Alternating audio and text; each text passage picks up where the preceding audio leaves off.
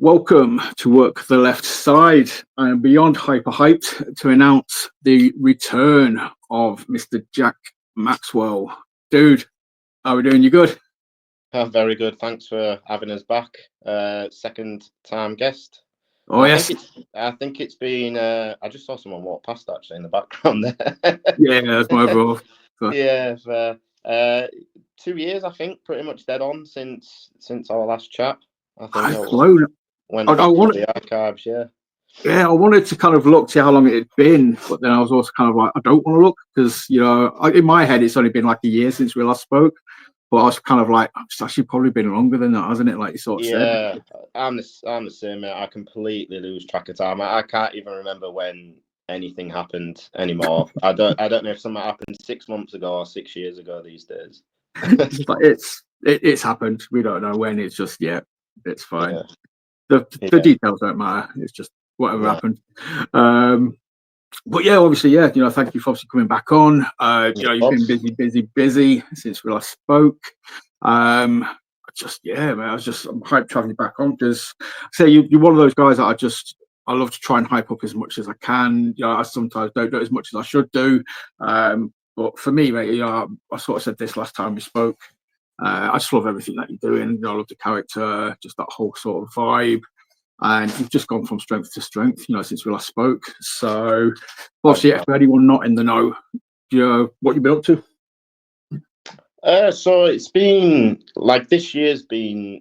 It's been very good. It's been a very good year, but it's also been kind of a strange year. But then again, well, like when isn't it strange in wrestling? Do you know what I mean? So, it's been like, for example, like March and April. I was like incredibly busy. I think out of the 8 weeks across those 2 months, there was like one weekend off that I had. So I wrestled on like 7 of the 8 weeks, which is like, that's the kind of schedule that I want to have. You know what I mean? I want to be like that active and have a show every single weekend. That's kind of the goal really for me. So I did that, which was great. And then like you come into May and I think I wrestled the first weekend and then the last weekend, but there was like 3 weeks in between. I kind of had nothing. And it's been a little bit like a sort of roller coaster as it goes, where I'll have periods where it's really, really busy and then have quiet bits.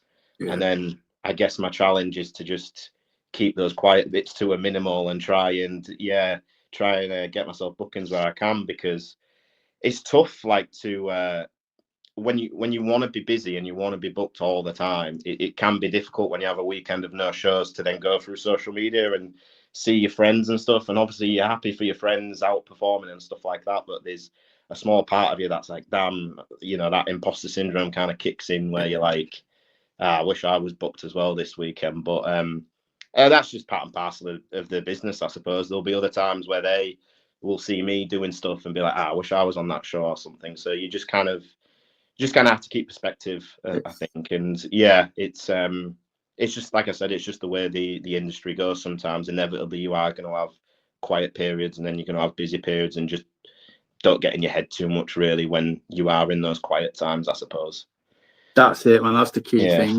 Like so I said, you mentioned it before with the imposter syndrome. Like, don't start second guessing yourself. Don't beat yourself up. It's not like, it's just, say it's one of those things. Because I remember I was looking through the socials before, and I saw that weekend or that sort of like really busy period. You was like Evolution, Gauntlet, Suits, Planet, freaking Fight Factory. It was just like, wow. Then a few weeks off to kind of like, oh, but again, it's because not all promotions want to show every month kind of thing. So you got that sort of 2 month, 3 month rotation sometimes for promotions. So it's going to fall like that, in it, where you just exactly 100%. And like you say as well, like not every promotion can run all the time because it's not necessarily profitable for them to run shows all the time. It's not cheap to run a wrestling show, and sometimes you do need to have those periods of in between to let the next show build up, so that your fans don't get burnout and stuff like that. So again, that's another like perspective thing I always take, is not everyone can run all the time. So don't worry too much, kind of thing, if a promotion is only running 3 or 4 shows a year, because that might be the best business plan for them to do it that way, if that makes sense. That's it. And as long as they're running, you know, you're always going to kind of be on the card, you know. Yeah. But obviously, I mean, we've mentioned the promotions there kind of thing, you know, you've got your kind of reliables. I mean, obviously, you know, I associate you with Fight Factory more than I do Pursuit these days kind of thing. So, you know, I kind of, as soon as I saw that Pursuit versus Fight Factory show was happening, you know, I was like, oh shit, what's Jack Maxwell going to do? You know, it's kind of like, oh damn. That must have been cool for you though, because like sort of say both both homes kind of like coming together, and you're just kind of there like, this is awesome. Yeah, it was really cool when I heard that it was going to happen, because like I say, it's the promotion that I consider my home promotion, as far as it's the promotion that I wrestle for the most in Fight Factory. But then Pursuit is my home as far as training there every single week and kind of being there from the beginning. Like I think I mentioned it when I was last year, 2 years ago, I was sort of one of their like guinea pig batch of students when Liam and Nathan first opened the doors there. So yeah, I was a little bit you know, stuck in the middle as far as like, oh, you know, where's my allegiance like kind of thing. But no, it was just really cool, the fact that to see my home promotion and then my training school kind of come together and put on a collaborated show, which because I didn't think that'd happen. I sort of thought I didn't think I'd see like Liam Slater and Nathan Black in a Fight Factory ring. So it was cool to see that happen, and it was cool to get their take on it as well, and hear that they enjoyed themselves and they had a good time, and that's what you want, really. That almost like makes me feel like a little bit proud in a weird sense that that my trainer, you know, enjoyed going to the promotion that I consider my home. Well, it's a sense of pride for you, and it, like you sort of said, they came to your house really, as much as it's not saying, you know, the Pursuit is obviously that's where you train and stuff, but yeah, thinking of Fight Factory is like, that's your house, you know. And then you got these guys who you trust, respect, you know, you've picked their brain, and then they're coming to your house, and it's kind of like, yeah, that was really good, and you're like, yeah, I know it is. It's, you know, I love this place. So it was really nice. It kind of like wholesome as well, I suppose, in that way as well. To you know, bring the two families together, so to speak. And I think more places should do that. I think I don't see why there can't be more crossover promotions. You know, like Marvel are huge right now on this. You know, the cinematic universe and the multiverse. I think it should be the same with British wrestling. I don't see why different companies can't come together and collide and make magic that way. Yeah, I fully agree. And the thing is, though, with I'm not going to make it a Pursuit episode, but I will, because it kind of ties into what you sort of said there. Pursuit seems to be at the forefront of doing stuff like that. You know, they're kind of doing the stuff with Hustle, you know, down south. You know, they've done crossover seminars with Future Shock. You know, they've done like an invasion at Atomic Wrestling. They're doing this thing with Fight Factory. You know, they're doing stuff like abroad as well. Yeah, I was there when we invaded Barcelona, and it was mental. Absolutely mental. But yeah, I'm all for that. I love that stuff. Like, you know, the team Pursuit versus the team Atomic match. Love that kind of thing. That put Atomic on my radar. You know, I might not have started watching it if it wasn't for the whole Pursuit turning up there kind of thing. So that got eyes on it for me. And then go on then, talk Barcelona, mate. That must have just been. So obviously, any time you get booked, you know, it's always kind of on the list. You know, to work abroad, to go travel the world a little bit. You know, through wrestling. So, and you got to go to Barcelona, man. That's an amazing city. Yeah, it was, and it was a real surreal experience, and it was something that, obviously, like you said, like all I think pro wrestlers want to do that. They all want to test themselves and wrestle in a different country and wrestle against people where English might not necessarily be the first language, and the kind of the challenges and the excitement that can kind of bring. But yeah, to get asked to represent PPW in a different country, it was just nuts. And I remember like it was Nathan Black himself. He like pulled me to one side at a training session and told me that was the plan, and I was like one of the names on the list to go. And I remember him saying like, "Is this all right with you? Like, do you reckon you'll be able to do it?" And I'm like, "I'll pull heaven and earth to make it happen," kind of thing. Like, don't worry about that. And like, oh, you know, you might have to just little things like that about like, oh, are the flight times okay for you and stuff like that. And I'm like, I'd go at 2 a.m. if I needed to. Do you know what I mean? Like, it's really, really no biggie. Like the opportunity was, I was never going to tear my nose up at something like that. Do you know what I mean? Yeah, it's too good to pass up on. Yeah, 100%. And a lot of really, really, really good wrestlers in this country won't get the opportunity to do that. And so the fact that, however, however high my profile might go within wrestling, and I don't know how high that might be, but at least I can turn around and say I got to wrestle in a different country, and the privilege of just to be able to do that, I think immediately is like I said, it's something that a lot of other people can't say that they've done. So, just incredibly grateful to be able to do that. Hopefully, it happens again somewhere. Maybe if not, I will always have Barcelona. I can't see why it wouldn't. Like I say, it's not the first time Pursuit have ventured, abroad. They've done various countries and towns, and Mexico, France, Barcelona, Rome, I believe as well. I know Lawson was hyped when he got to go to Rome. Yeah, he did the Italy one, yeah. So yeah, I think they've got that avenue. And again, you're one of those, especially when you're going abroad, you've kind of got that character where it's not a language thing, it's a mannerism thing. It's the way that you present yourself. It's the way that you stand. It's the way that you work in the ring. It works in any country. It works, in any language. So for me, you make sense. You're one of the first names for me to be like, yeah, we're going to take Jack, because no matter where we go, they will get what he's doing, kind of thing.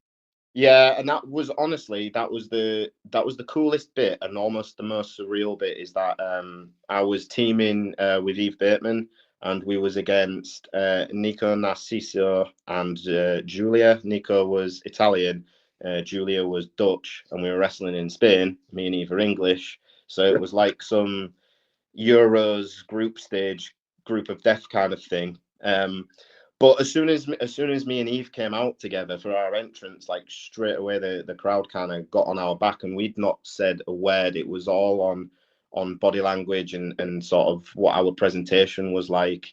And I think that was the coolest part, to see Spanish people chanting at me, and I don't know what they're saying because I don't speak Spanish, but I know that from the tone of their voice, like, it's negative. They're treating us as heels. That was the most amazing thing about anything, I think, and I think that was my favorite bit of the experience, that the two of us managed to get over purely on our entrance.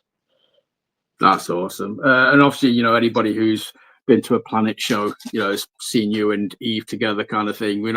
You two have got really good chemistry. You work really well together as a team. And yeah, I've been to Planet shows that you two have been on, and like I said, just as soon as you come out, yeah, again, it's not a language thing. It's just your body language, the posture, the mannerisms.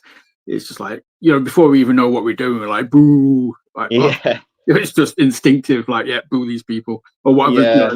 Spanish is for boo, la boo, or no. But I don't know what it is, what they were chanting at us, but it was negative, and they had signs and all sorts. So yeah, really, really, really fun experience. But then also at the same time, and I really don't want this to sound like arrogant in any kind of way, but then as soon as like the bell rang and we kind of got running, I was like, oh, this is just kind of like normal. Do you know what I mean? Like, there's not that. I was like bricking it, thinking, oh, is there going to be a language barrier and stuff like that? As it turned out, Nico and Julia spoke really, really good English anyways. But even like the crowd and stuff, I was a bit worried about how they would perceive us. And then sort of from that entrance, it was like, oh yeah, this is just almost treat it like another show. And it's only afterwards you go, oh no, that wasn't any other show. That was a show in Barcelona. Yeah. Did you get to see the sights while you was over there, or was it literally land, wrestle, back? A little bit. It was a quick one. So we landed on the Friday night. The show was the Saturday night, and then we went home on the Sunday morning. So the Friday night we got there, I did it like fully. Me and Matt Hurst, the camera guy at PPW, us two did it fully old school, because we actually slept at the dojo that they had.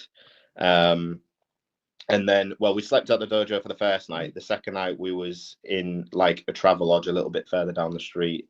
But yeah, we only really had that Saturday. Not that I'm complaining. We only had that Saturday daytime really to go out and explore. And we all had like a nice walk down the beach and went to this really nice seafood restaurant. We were all so full after the seafood. We was like, oh damn, we've got to do a show in like 2 hours. We're going to have indigestion and get a stitch. But no, that and it's stuff like that as well. Like that's the wrestling is great and the shows are great, but it's sometimes the stuff that happens behind the scenes and the stuff that happens around the shows that are sometimes like the most cherished memories that you get from it. Well, that's it, because yeah, I mean, obviously you're there to wrestle, but because of what you're doing, you're not going anywhere by yourself. Like say, you're going there as part of a family, basically. So you'll have like other, several people with you, and you get to enjoy it. You get to just see the sights as much as you can or as little as you can. But you're doing it with people that are so like sort of say a second family to you, basically. So it's awesome, dude. So enjoy every moment of it, and it's just definitely something to be proud of. Like you sort of said, not everybody gets to say that they've done that. So it's definitely something to put on the CV. It's definitely something that makes you stand out. Sort of say I've wrestled here kind of thing. So mate, you sort of running the list of where you've wrestled, and you've like I've wrestled in like Lincoln and Halifax and York and Leeds and Barcelona as well, by the way. That's awesome. Obviously, before getting you on, I like doing that the highlight reel, the coming soon sort of little video thing, just so and obviously been watching a lot of your matches, just trying to pick up bits and bobs from here and there. Mate, the match you had against Hardman Dan and Jack Bennett, that was freaking awesome. Not your normal match as well, though. Obviously, Jack Bennett's inclusion made it a little bit more brutal. Yeah, that was a real fun one, because that was it was originally just going to be me against HMD, because I think Jack Bennett was still out in Japan, like doing his deathmatch stuff over there, and I think he'd come back a little bit earlier than he thought he was going to, so he was able to do the show. And so he kind of got added as like the surprise entrant. The match had already started between me and HMD when Bennett's music came in, and it was announced that he was added to the triple threat. And obviously, like with his background as well, with the deathmatch stuff that he's doing, he just kind of took it to that another gear, as far as you say, as far as like brutality goes and using the weapons. And he's made like the plastic boxes that like explode, like he's made that his kind of thing now. Like that's like his Abdullah the Butcher fork, or like that's that's like his signature thing now, is he does the plastic boxes that'll explode into a million pieces. Dude, but yeah, man, I've got to say as well, I'll be amiss of it. The backstabber you did on Mr. Dan, that is one of the best backstabbers I've ever seen. Not to, I'm not blowing smoke. I've did that reel. I've watched that clip so many times. I was like, that was just a perfect freaking backstabber. Just the angle and everything was just like chef's kiss. Yeah, but again, not to play the humble card too much, but it does take two. So they took it amazingly well, to be fair to them. So I'll say it's a bit of both. I think I got the perfect jump and the perfect timing. But also they knew to go at the perfect time as well. So yeah, sometimes it's you can't really practice them things. Sometimes they could have practiced that 100 times and it might not have worked. But sometimes just in the moment it goes as well as it possibly can, and that was one of those occasions. I mean, obviously it helps, the fact that massive love to HMD as well. Hardman Dan himself. I mean, you two seem to be entwined to fight forever. Looking through your socials, looking at posters, looking at events, looking at things that have gone on since we last spoke, and like the graphics of you two. I'm just like, wow. It's almost like Kevin Owens and Sami Zayn. It's Jack Maxwell against HMD. It's just like, yep, you two guys. He's I'm pretty sure he's my most wrestled opponent so far. I don't know exactly how many matches we've had either with or against each other, because we've even teamed together a couple of times. But I would definitely think it's got to be him who I've wrestled the most. And you just like you say, our careers have been like really, really intertwined. Like we've debuted places at the same time, often against each other. Like it really is like, or I'll get somewhere and then the next show like he'll be on it, or vice versa, like he'll debut somewhere and then the next one I might follow on. So I do think we're either as opponents or as partners, I think we are destined to bump into each other on more shows going forward, and have way more matches again, either with or against each other. And we always find a way to like make each one different as well, which I really like. I think we both kind of think about wrestling the same way, which really helps. That we both want to make each match unique, and we're both a little bit like, we're not afraid to kind of throw formulas and structures out the window and like try and experiment with things, and if it works, great. If it doesn't, like, we were willing to take that risk, kind of thing. No, it's a good shout, and but it's good, obviously, to have somebody that you can do that with. You know, it's kind of like that trust and that respect. You know, it's kind of like, you know, they say, you know, good friends make better enemies, because, you know, you're not being selfish. You're there to make each other look good, and you trust the other person to do so. And yeah, Dan's that kind of guy. I just think, you know, it helps, you know, with that smile. You know, it's got a very punchable face at times. And that's what makes him so good, right? Yeah, because I'm the same. He's literally one of my best mates, and sometimes I'm like, I've had enough of you. Do you know what I mean? Sometimes my social battery with HMD is about there, and then he'll do something like he'll ask me for a lift home or something like that. That's what it tends to be. It'll be at the end of a training session, and he'll be like, by the way, can I have a lift home? And that's when my social battery goes with him. You can't say no, though, can you? You know, it gives you that smile, and it's right, come on, get in. Obviously, what you're doing at Fight Factory as well. You know, I remember looking at through the pictures, you know, on the socials. You had this massive trophy. Is that like a Fight Factory Rumble winner? Yeah, so that's I mean, you could argue, even alongside the Fight Factory heavyweight title, that's maybe the most prestigious thing that they've got, because it's the D Mantle Memorial Trophy, which represents body slams to cancer, that's Fight Factory's WrestleMania. It's more than a wrestling show, because all the proceeds go towards the fight for cancer, which is incredible. And so to be the winner of that Rumble and the holder of that trophy as well, it's like it was such a big honor.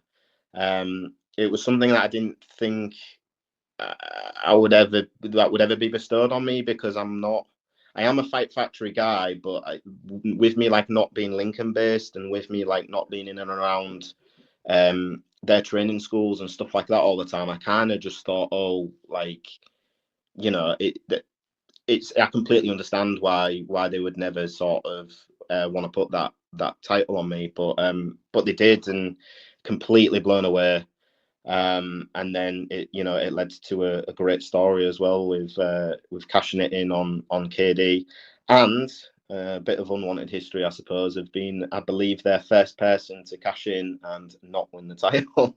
But it created a great story, which we just recently capped off a few weeks ago, when I did finally, at the 4th attempt, I finally won the junior heavyweight title, which was fantastic.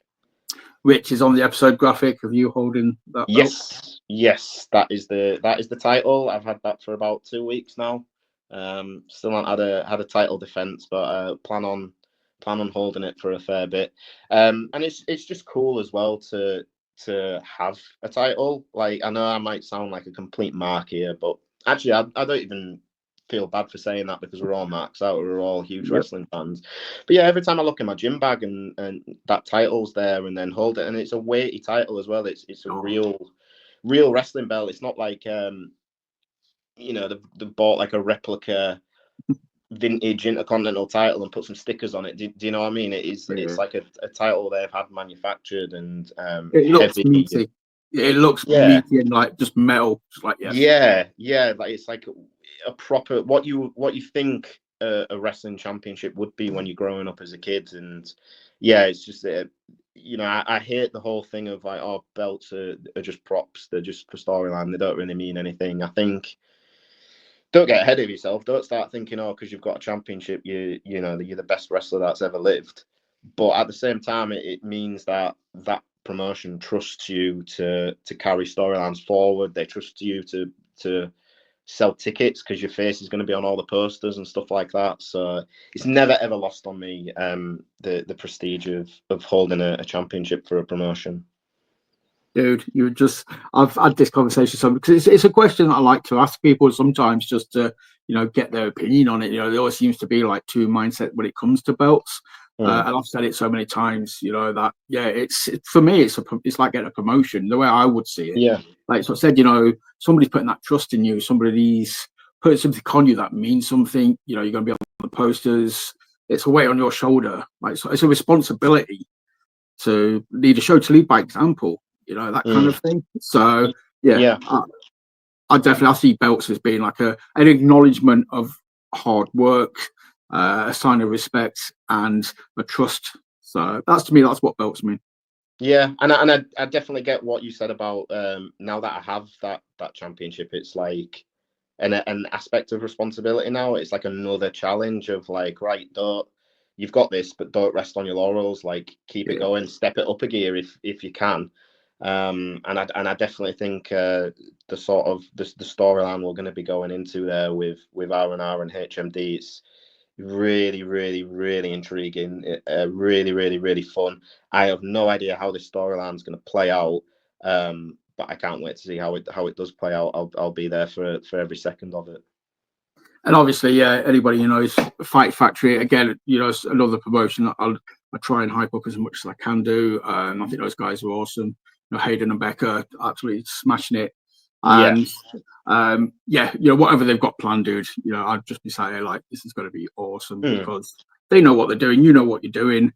So take us on the journey, mate. Tell that story and let us see the consequences. Yeah, and again, that's part of the fun of it, that the fact that I'm involved in it, and I don't really know what's going to happen, but that's the fun.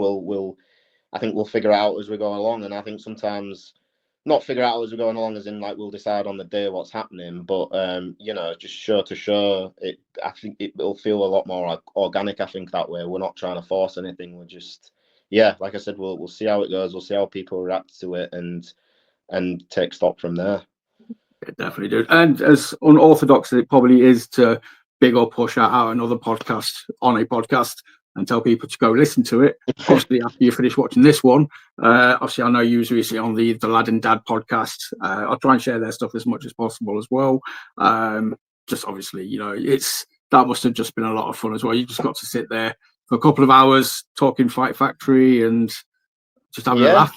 Yeah, and like I knew it would go. I didn't really talk about wrestling a great deal, maybe 20-25% of it. The rest of it there was a lot of talk about food in there and fast food choices, takeaway choices, stuff like that. And they've just got Hayden and I, and they've just got, with them being like, there's no gimmick. It is dad and lad. They are father and son. There's a chemistry there that you can't teach because it's a father and son thing. And I think I'm not surprised that the podcast has done so well to start off with, because they've just got that little spark there, I suppose, that you can't teach. They're very, very likable. Like I said, they've got the chemistry. So highly definitely recommend, go over, give obviously Jack's episode a watch. They've had Nathan and Liam on recently. I've been trying to get Nathan on here.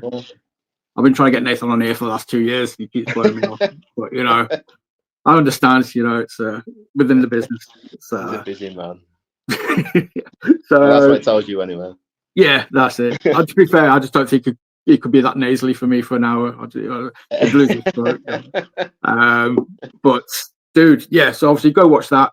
But then, this is Work the Left Side, so we're going to go back to talking about this. Get yourself over, dude. I don't get myself over.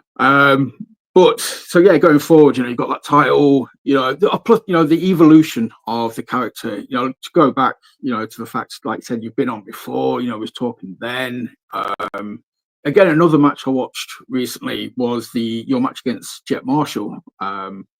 Pursuits. It's on their YouTube. Go watch it. Kind of thing. It's an amazing match. But just watching that, and then watching stuff that he did a couple of years ago, it's just everything. It just seems more fluid, more natural. You can kind of tell you got that your confidence is growing, and not arrogance, but just your confidence. You know what you're doing.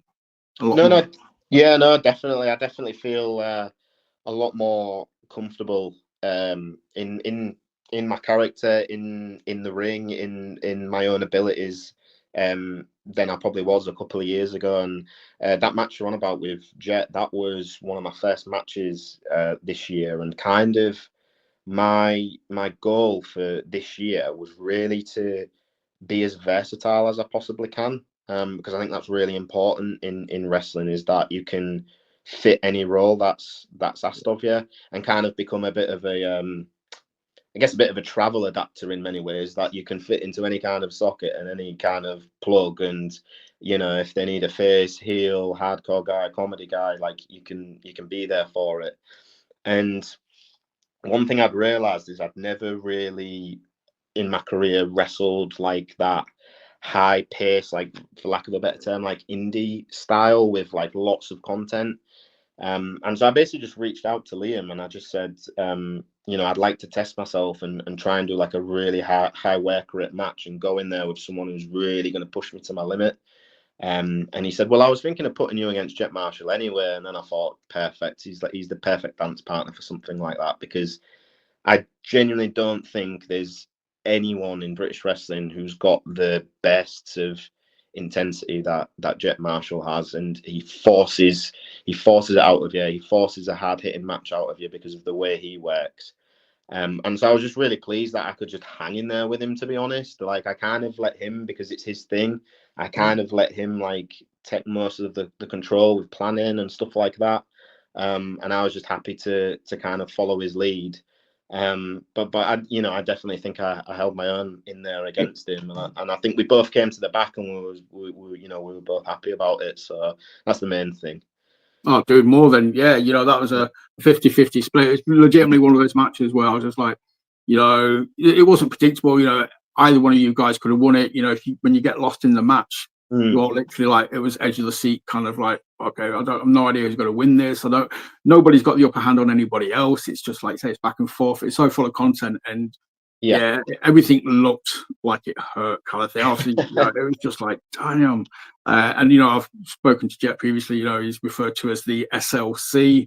So I know you're going to be feeling it the next day, kind of thing. But mate, I love that match. I watched that match, a few times, just because I'm a massive mark for Jet, and obviously yourself. So I was like, mate, I'm in heaven watching this match. I'm a mark for Jet too. So like, it honestly, like, I think I would honestly rather, and I mean this in an advert for anyone to like try and beat the crap out of me, but I would rather someone be more physical than like be throw punches and like be a mile off hitting me. Do you know what I mean? Like I kind of like, I like a bit of physicality. I like to feel like I'm kind of in a bit of a contest. You know what I mean? And Jet will do that in abundance. So yeah, I think he's a great opponent, and someone that I would like to wrestle on. Hopefully like a show with a lot more paying people into it. No disrespect to like the in-house shows or anything like that, but I would like to wrestle him in like in front of a packed crowd, because I do think again, not to preempt it or anything like that, but I do think there's the capabilities of there to have like a really, really barn burner of a match. Yeah, I'm just visioning it now, like at Left Bank or something. I'm just thinking you two guys, Left Bank, that whole sort of just vibe, and it just being like, a true grit. This is the segment of the show I'll start fantasy booking in my head. Just goes everywhere. Yeah, but if promoters out there are maybe tuning into this, and it gives them the idea to go, actually Jet versus Maxwell sounds like a cool match to book for our show, then this has been a success as far as I'm concerned. Put it like in the universe. It's out there. Come on. Or just Jet, or I'd like to see Jack Maxwell versus Joe Wade, maybe at a Planet or something, where you can it's a family show, but you guys, you know, they do still put on a hell of a match. You know, Planet are really good for that kind of balance of it's a family show, but I was literally seeing some, you know, genuine barn burners at Planet, and it's just like, oh shit.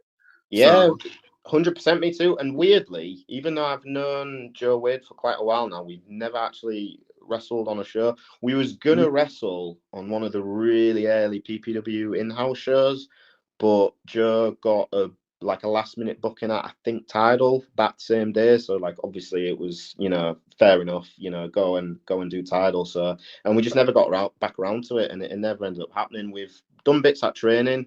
Like I remember at a Michael Oku seminar, we got to do like an end stretch of a match, which was really fun.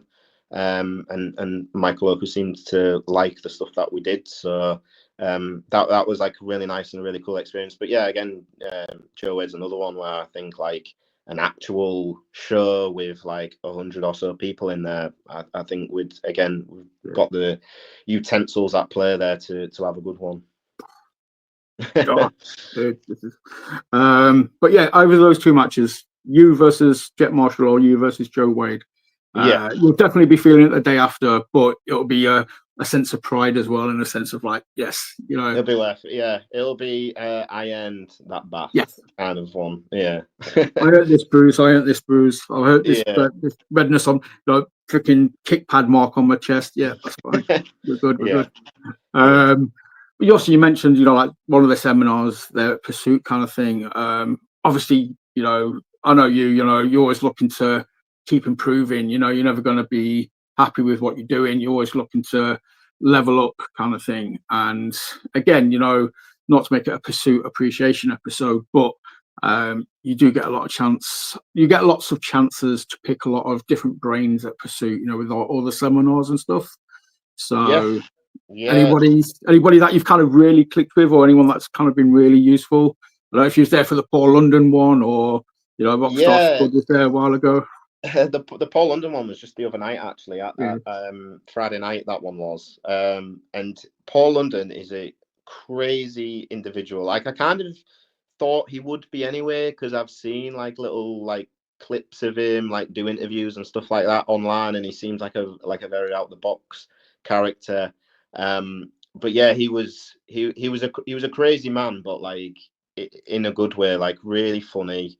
Came out despite being, you know, like a former WWE guy, and he's done like Lucha Underground and all that kind of stuff. Like came across like very humble, had time for everyone.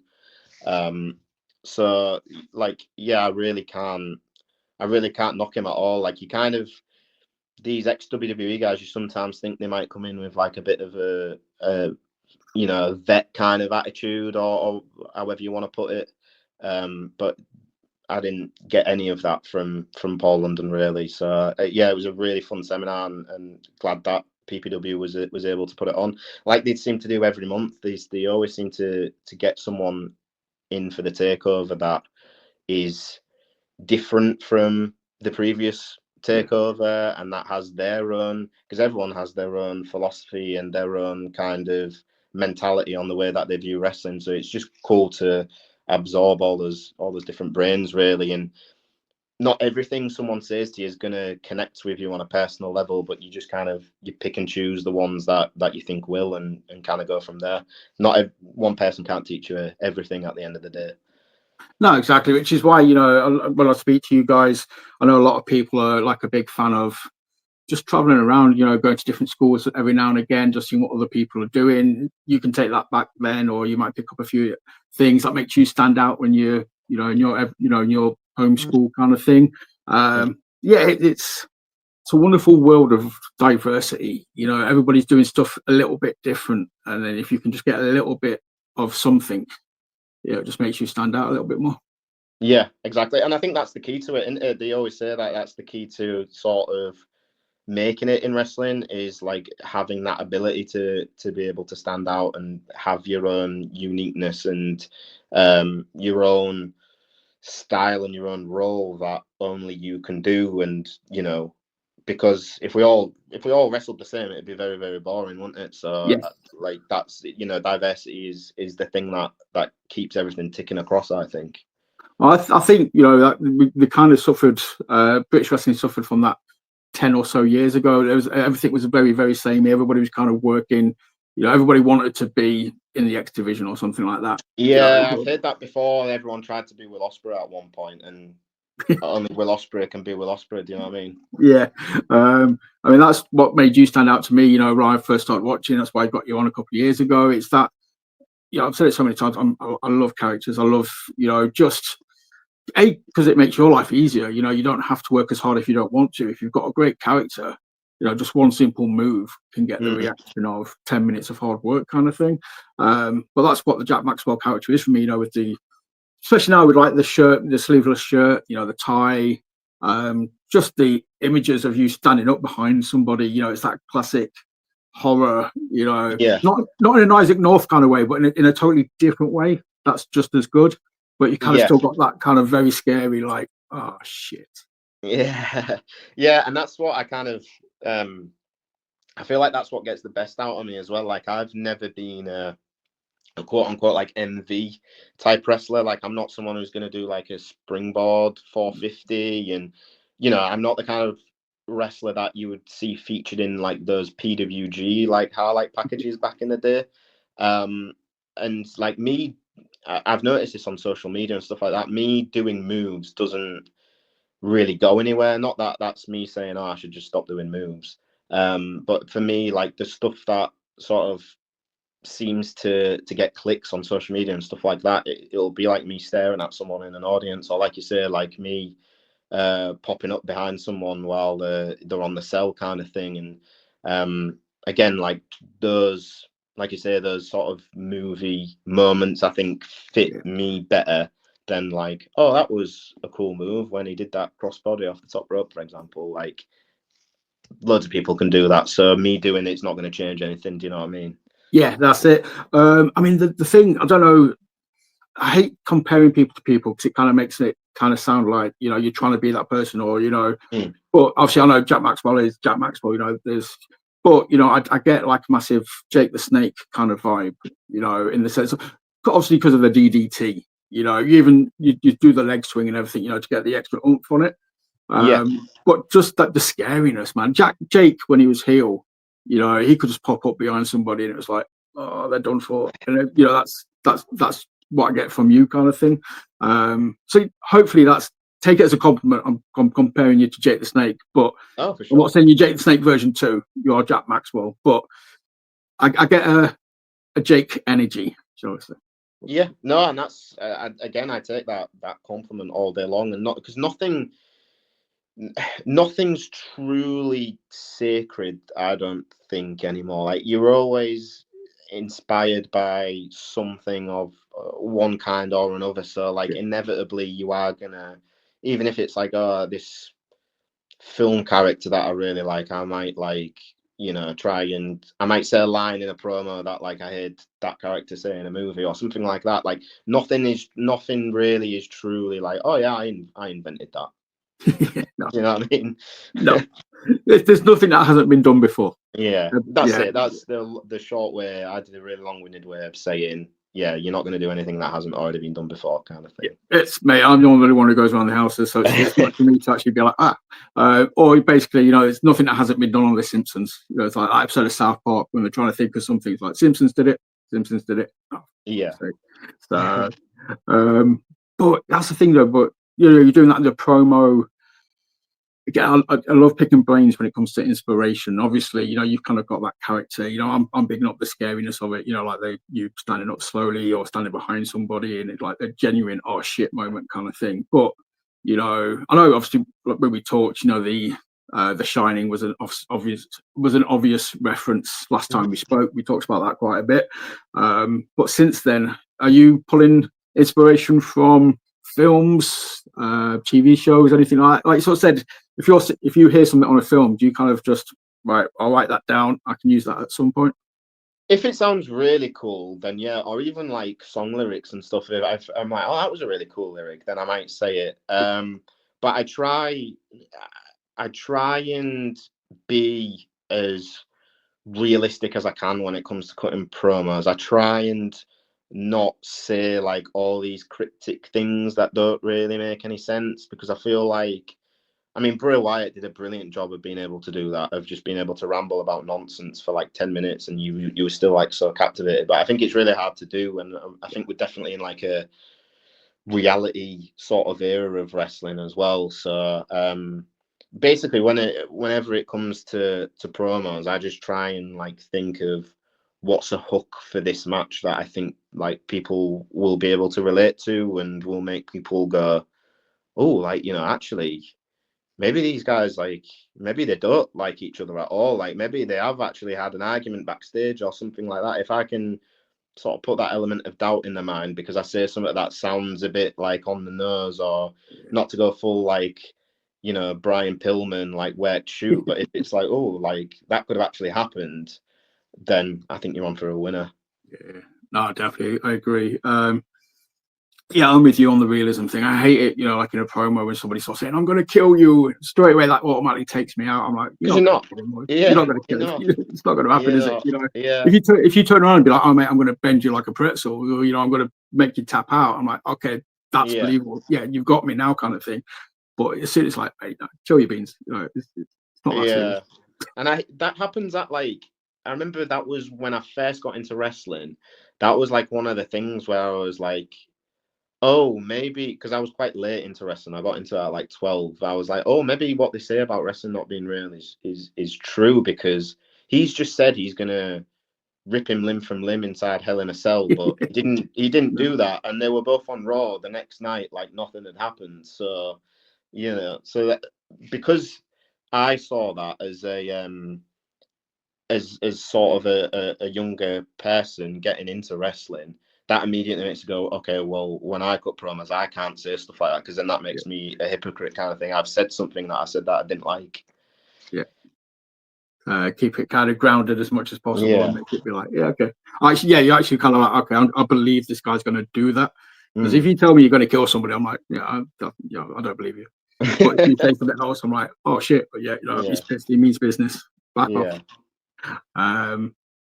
But yeah, again, just the inspiration, you know, but it comes down to, you know, like say what works for the character, you know, building that up.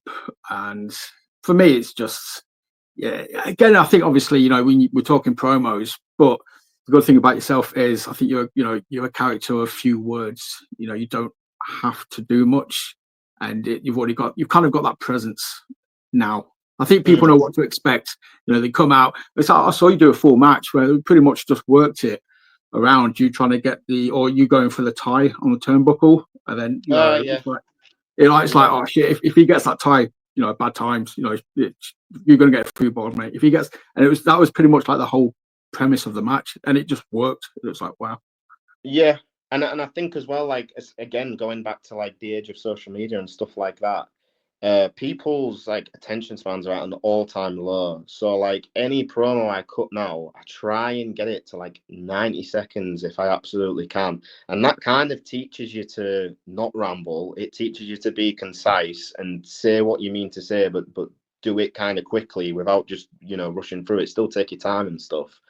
But those of that, like, you know, trying to learn little bits about how social media works and algorithms and stuff like that, and trying to you know, test myself with like bits of editing and things like that. That's one thing that I've learned, or that people have told me, is that as soon as you kind of get over that 1 minute 30, 2 minute mark, people just aren't even going to bother watching, because they're just going to say, oh, I don't have the time to sit and watch this guy talk crap for 2 minutes. Do you know what I mean? It's crazy, isn't it, though? It's like, it's 2 minutes. It was like, but no, I totally get it. I kind of like, you know, that's why when I started doing like the reels, they were like 2.5 minutes long. Then went down to about 2 minutes. I've got them down to about 1:30 now, kind of thing, for like the match reels. And then when I'm doing the coming soon ones, I try and keep it about 40 seconds, just because I'm like, you know, I know people, you know, I've got kids, you know, I know what it's like, you know.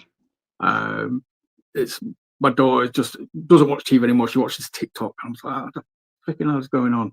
Or, you know, my son's playing Roblox and he's playing a different game every 5 minutes. I'm like, gone are the days when I'd sit there for 4 hours playing Streets of Rage or something. Yeah, or like when you get a game and you'd stay up all night trying to complete it. That's what I used to do with the Call of Duty games. I used to buy it and then buy by 6 o'clock in the morning, I'd completed it, and then my mum would be like, "Well, what have you done that for? Because now you're probably not going to play it anymore." Do you know what I mean?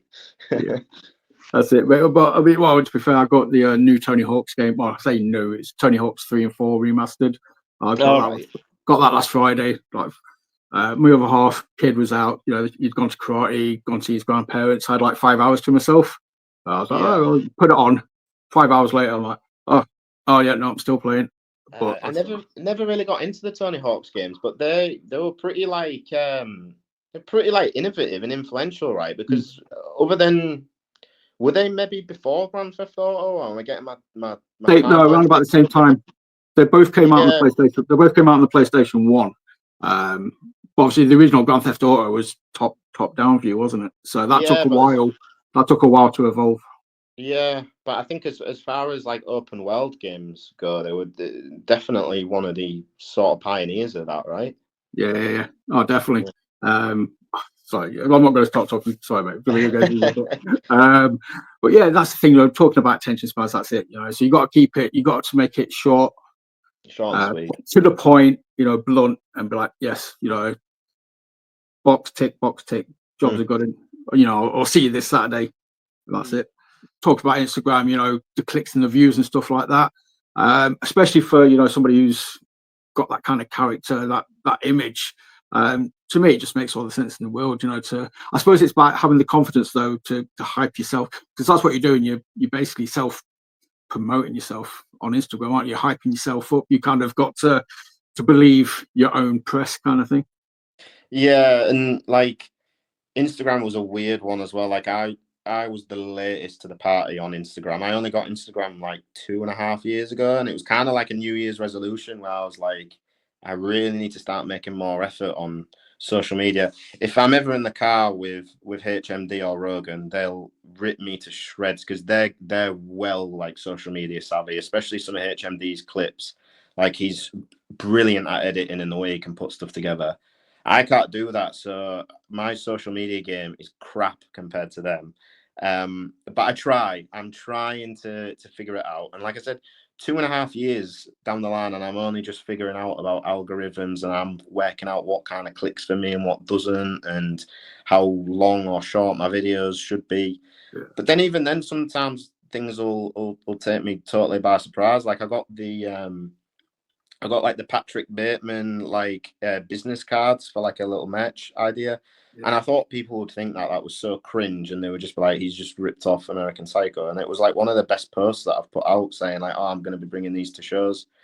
But then when I do like what I think's like a sick move in a match, like a DDT onto a chair, it gets no clout whatsoever. So I'm still figuring it out right now, but I would just want Rogan and HMD to know that I do try. I do try and edit.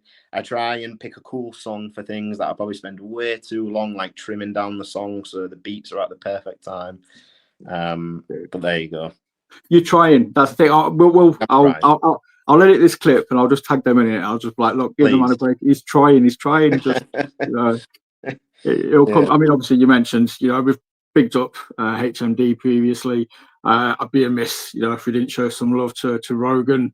I love that guy. I think that guy's amazing. I'm so hyped. At some point, again, this is my fantasy book in head. You know, I want to see, you know, just no belts on the line, but just as a matter of respect or a matter of pride, you know, both of you guys coming out face to face, belts over shoulders. Jack Maxwell versus Rogan at Fight Factory. I think it will happen, and I think if it is to happen, I think there's got to be some kind of stipulation there, like not necessarily like a title stipulation, but we got to do it like no holds barred or like false count anywhere or something like that. Some kind of street fight type of match where the rules are a little bit more relaxed. I think it'd be brilliant. Rogan is another one. Similar to Jet, but very, very different in the sense of like he makes it physical, but also when I say that, it makes me sound like I'm calling him like a bit of a bully, like he roughs you up kind of thing. No. He will do that, but then he will also be the most giving pro wrestler on the planet, and he will sell his absolute tail off for anything that you do. He spikes everything, by the way. That's like a little trick that he's got. He never takes a normal front bump from anything. It's always bang straight onto the head. I saw him take a DDT from Simon Miller, I think it was, at North when North were in Leeds. I got video footage of him just being a tree. It was just like Jesus. Yeah, and he's done that to me before. We have wrestled a couple of times on like camp shows and things like that, and I'll hit that DDT and I'll be sat there and I'll still see his legs in the air while I'm ready to go for the pin. You know. Get a watering can, water the tree, walk away. Yeah. But yeah, I had to mention Rogan. But dude, thank you so much. It's been, I said I'd get you for about an hour. I'm always a bit worried, like when people come back on, that we're not going to get to talk for as long, or the episode's going to feel a bit short. But this is just flown by, so I don't want to keep you for too much longer. But yeah, mate, hopefully we'll make it a trilogy down the line. And mate, just open invitation. Anytime you ever want to come on, just hit me up. Well, I mean, that was pretty much how this came about, wasn't it? I bumped into you at that True Grit show a couple of months back, and it like so easy to talk to, and it was just one of them where I just thought, yeah, well, like why wouldn't I come back? Because I knew it had been about 2 years, and I knew it was like I'd done some stuff in between, and it was probably overdue a catch up anyway. And yeah, so we'll make it a hat trick. Whether it's another 2 years, who knows? Maybe a year. 1 year max. 1 year max. Yeah, we will make it the hat trick. If 1 year max, or whenever they announce the Jack Maxwell versus Rogan match at Fight Factory, then I'll just fight this shit. I'll just be sat here, just shaking with excitement and giddiness, and it'll just be like, or if we get Jack Maxwell versus Jet Marshall at True Grit, or Joe Wade, mate, yeah. What if we get a fatal four where your brain will explode? Dude, mate, I'll literally just be sat here like, we'll have to speak to Dan. Dan will say something, and I'll just have this meltdown moment. He'll still be asking me for a lift after that fatal four, so don't worry about it. But yeah, dude, thank you so much. It's been an absolute pleasure, mate. Obviously, do you want to let people know where they can find you on the socials so they can give you a follow? Yes, so my Instagram is at @the_Jack_Maxwell, and the underscore comes from the fact I was probably way too late to get Instagram, so the Jack Maxwell was already taken. My Twitter account, however, is @the_Jack_Maxwell. I don't use that so much anymore. I've sort of gone off Twitter a little bit because of the algorithms and stuff like that. But I'm still there. If people tag me in things, I'll see it. If people message me on there, I will see it, and I'll repost stuff and whatnot. But Instagram's like my main hub these days for as far as social media goes. It's visual in it, obviously you guys are in the business of visual stuff, so yeah, Instagram just makes all the sense in the world for me, for you to use and to promote. So obviously, everybody else, I will say thank you for watching. Hit like, subscribe, share, comment, all the generic stuff I always ask you to do. And yeah, if you're not following Jack, please do so. If he's on a show near you, go check it out. Enjoy yourself. It'll be awesome. And yeah, we'll see you again very, very soon. And remember, always work the left side. Goodbye.